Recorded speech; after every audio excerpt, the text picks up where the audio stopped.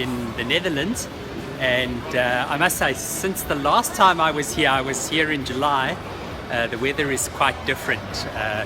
Today is a balmy -5 degrees here in Amsterdam, and when I was here in July it was up to about 34-35 degrees on some days. Quite a difference.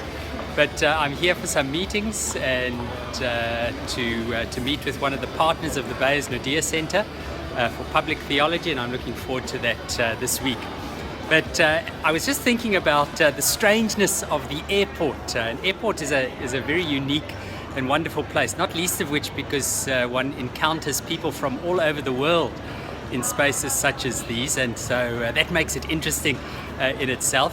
But one also encounters all sorts of behavior in spaces like these, and I often use the airport as an illustrative example when I'm teaching virtue ethics in my classes.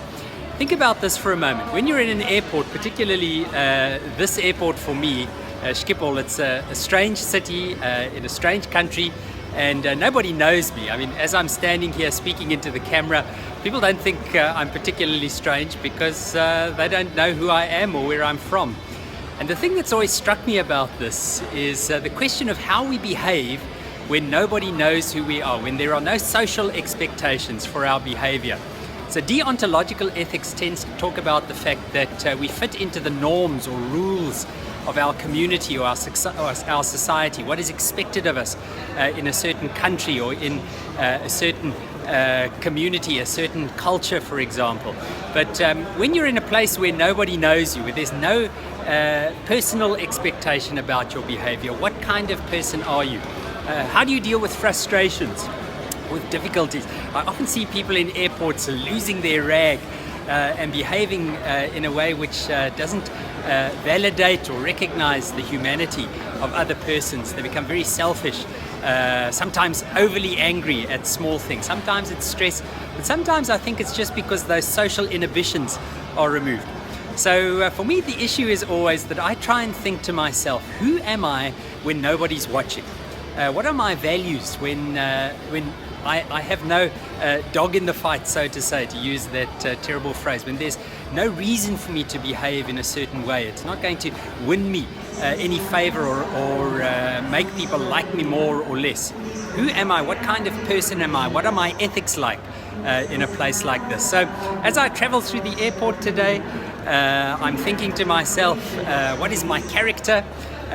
Where does that come from? And very often the way in which we behave in places like this is as a result of formation, the communities in which we find our identity and shape our meaning. But they're also as a result of some choices, what we choose to do and who we choose to be. Okay, well, I need to get my big warm jacket out of my bag and head to the train station, which is just down this end, to go and get a ticket. I'm heading off to Utrecht, and going to be meeting up with some new friends, some people that I haven't met yet, and for this week of meetings. So thanks for watching. Remember, this is not a lecture, just a thought, and send me your ideas and comments. Let me know what your experiences are like in terms of virtue ethics in anonymous spaces.